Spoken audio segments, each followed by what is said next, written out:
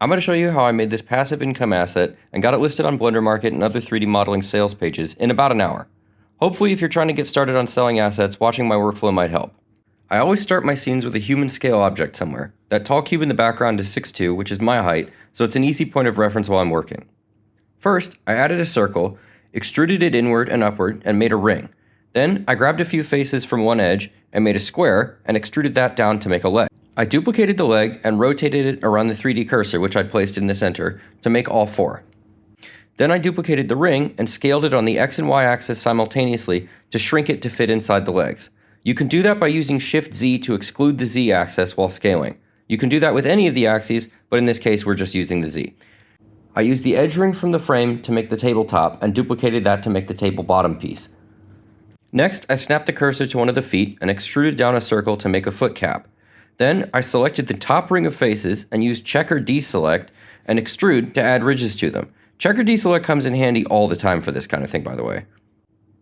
I threw a bevel and an edge split modifier on it to add a little bit of edge detail, and that was basically it for the modeling. Then, I went ahead and UV'd it and popped open my asset library to grab some materials. Huge shout out to Ambient CG here. They've come in massively clutch for this project and about a million other ones that I've done.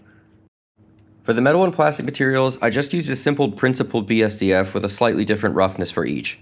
I see people making massively complicated node setups for simple materials frequently. Oh my god! And while that can be fun, it often isn't needed. Simple materials can pull a lot of weight if you know when to use them, especially with simple assets like this. With the modeling and shading done, I made a quick backdrop by extruding and beveling a plane, added a simple 3-point lighting setup, snapped the lights to my model by selecting them and using Shift-T to track the cursor.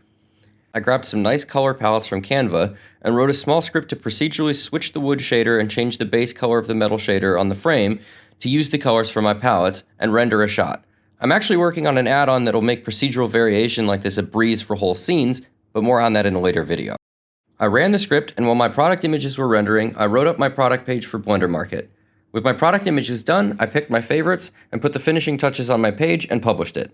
For the other sites, I simply copied the forum info from the Blender Market page over to the listings there. That's how I made this asset in about an hour.